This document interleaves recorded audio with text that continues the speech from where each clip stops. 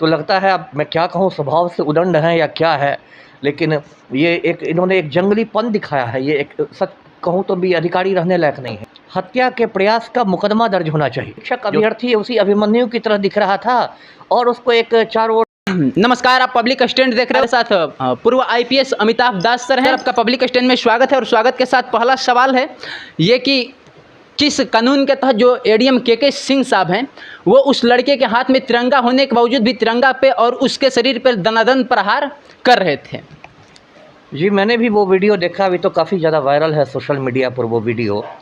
और सच मैं बताऊं आपके दर्शकों को, तो उस वीडियो को देखने के बाद मेरा दिल दहल गया, क्योंकि जिस हैवानियत के साथ वो जो एडीएम साहब हैं के सिंह वो उस लड़के को पीट रहे हैं, तो वो हैवानियत बर्दाश्त के बाहर है। देखिए, हम लोग की भी जब ट्रेनिंग होती थी हैदराबाद में, आईपीएस लोगों की वहीं ट्रेनिंग होती है नेशनल पुलिस एकेडमी में हैदराबाद में, तो हम लोग को मंत्र की तरह ये समझाया जाता था। समझिए, ये घुट्टी में पिलाया गया था कि आपको मिनिमम यूज़ ऑफ फोर्स करना है, जिसको हिंदी में कहते हैं न्यूनतम बल प्रयोग, है ना। क्योंकि आप किसी युद्ध के मोर्चे पर नहीं हैं। जो भी पुलिस के अधिकारी हैं, प्रशासन के अधिकारी हैं, वो एक लोकतांत्रिक व्यवस्था में काम कर रहे हैं और आप युद्ध के मोर्चे पर नहीं, आप अपने देश की जनता के साथ ही डील कर रहे हैं।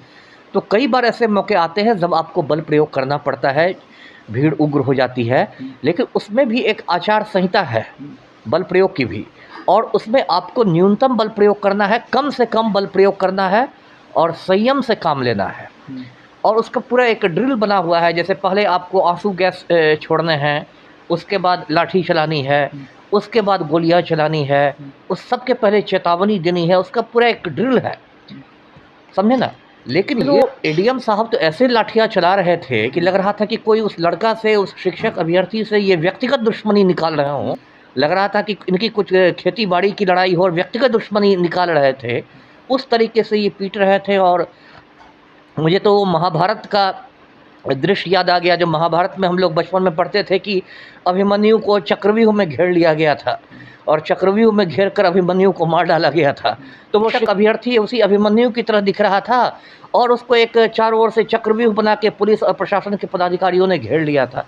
तो जो कुछ हुआ है वो बहुत दुर्भाग्यपूर्ण है और उस एडीएम साहब पर बहुत कड़ी कार्रवाई होनी चाहिए। जी सर, चूंकि आप इस सर्विस में रह चुके हैं इसलिए मैं एक बात और जानना चाहूँगा कि आप लोग को ट्रेनिंग के समय जो हैदराबाद में दी जाती है वहाँ पर क्या ये बताया जाता है क्या कि इस प्रकार से भी मार आप किसी को मार सकते हैं या फिर किसी माहौल या किसी सिचुएशन में आप इस प्रकार का बल प्रयोग कर सकते हैं? जी, वही बात मैं बता रहा था कि बल प्रयोग की तो बहुत बड़ी स्थितियाँ आएंगी। वो चाहे पुलिस के हों, अधिकारी या प्रशासन के अधिकारी हों, कई बार आप मजबूर हो जाते हैं। लेकिन वही मैंने कहा कि उसमें आपको न्यूनतम बल प्रयोग करना है, संयम से काम लेना है। अब इस केस में देखिए कि वो जो बंदा है वो ऑलरेडी ज़मीन पर गिर चुका है। ऐसा नहीं कि वो आपके लिए कुछ खतरा बना हुआ है। उसके हाथ में तिरंगा झंडा है, पूरा प्रदर्शन शांतिपूर्ण है। उसको डंडे मारे जा रहे हैं, आप उसकी कनपटी से खून निकल रहा है, तो क्या आप उसकी जान ले लीजिएगा? तो कायदे से तो इसमें ये होना चाहिए कि एडीएम साहब को निलंबित होना चाहिए और उन पर हत्या के प्रयास का मुकदमा दर्ज होना चाहिए। 307 आईपीसी होता है हत्या के प्रयास का मुकदमा, वो एफआईआर उन पर दर्ज होना चाहिए।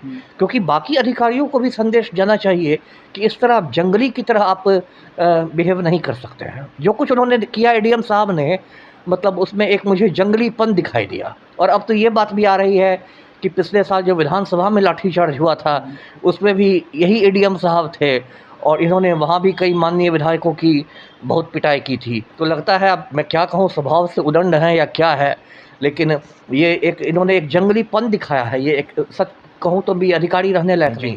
एक वीडियो और आप देखे होंगे पत्रकारों के भी साथ बदतमीजी का। जी, वो भी मैंने देखा कि पत्रकार यदि कुछ पूछ रहे थे तो उनके साथ धक्कम धुक्की कर रहे थे, उनको भी हटा रहे थे। वो तो एक बदतमीज़ी वाली बात आ गई, वो भी नहीं करना चाहिए था। आप एक सीनियर पदाधिकारी हैं तो आपको शालीनता से पेश आना है। आप कोई सड़क छाप गुंडा तो नहीं हैं, आप एक सीनियर अधिकारी हैं, एडीएम रैंक के अधिकारी, आपको शालीनता से पेश आना चाहिए। वो तो खैर बदतमीज़ी वाली बात हुई, लेकिन यहाँ तो जो उन्होंने हैवानियत दिखाई है, वो जो शिक्षक अभ्यर्थी अनीसुर रहमान, वो ज़िंदगी और मौत के बीच झूल रहा है, आईसीयू में भर्ती हो गया। तो बताइए, ये ऐसी लाठीचार्ज का तो कोई जस्टिफिकेशन नहीं है, कोई इसको सही नहीं ठहरा सकता।